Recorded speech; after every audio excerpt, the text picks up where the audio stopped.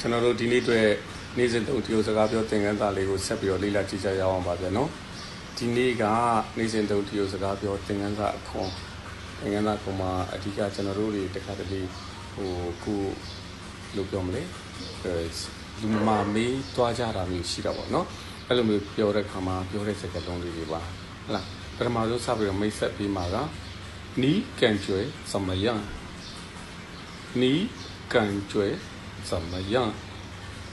你感觉怎么样ဟုတ်လားအဲ့ဒါကအတိတ်ကဘယ်လိုလဲဆိုတော့မင်းဘယ်လိုနေလဲဟုတ်လားတကယ်တမ်းတော့နေကောင်းရင်လားတက်တိုင်လားမင်းဘယ်လိုနေလဲဘယ်လိုခံစားနေရလဲ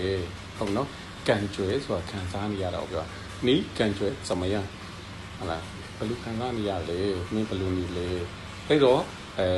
မိခင်ရတဲ့ဒီမှာပဲထောက်ရနော်သူကပြန်တော့我很好我很好我很好အတိတ်ကပါလေ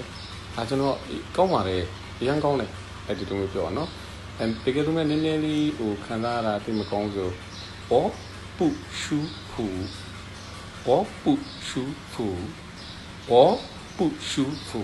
အတိတ်ကပါလေသိနေမကောင်းဘူးပေါ့我不舒服နေမကောင်းဘူးပေါ့အဲ့တော့စူတောင်းပေးမှာပေါ့ဟုတ်လားမြန်မြန်လေးနေကောင်းပါစေဒီလိုမျိုးစူတောင်းမယ်လို့တရုတ်တို့ကဘယ်လိုပြောလဲဆိုတော့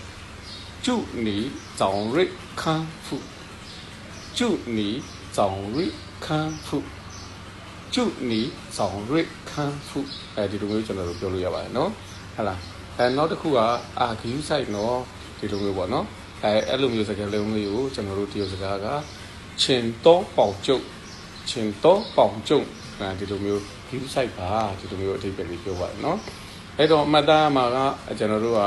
နီးကန်ကျွဲ怎么样ဆိုတဲ့စကားလုံးကိုတစ်ဖက်လူရဲ့အခြေအနေကိုမေးတဲ့အခါမှာအသုံးများပါတယ်နောက်တစ်ခုကဘောပူရှုဖူဆိုတဲ့စကားလုံးကိုနေမကောင်းတဲ့အခါအသုံးများပါတယ်จุနီဇောင်ရစ်ခန်းဖူဆိုတဲ့စကားလုံးကိုနေမကောင်းတဲ့သူအားပေးစကားပြောတဲ့အခါမှာအသုံးများပါတယ်နောက်တစ်ခုကချင်းတော့ပေါင်ကျုပ်ဒါလေးကတော့ queue site ပါလို့ပြောတဲ့အခါမှာအသုံးများပါတယ်ဒီနေ့အတွက်သင်ခန်းစာလေးကတော့ဒီလောက်ပဲပေါ့နော်ကျွန်တော်တို့နောက်နေ့ဒီမှာလည်းထပ်တော့လေ့လာကြအောင်လို့ကြာနော်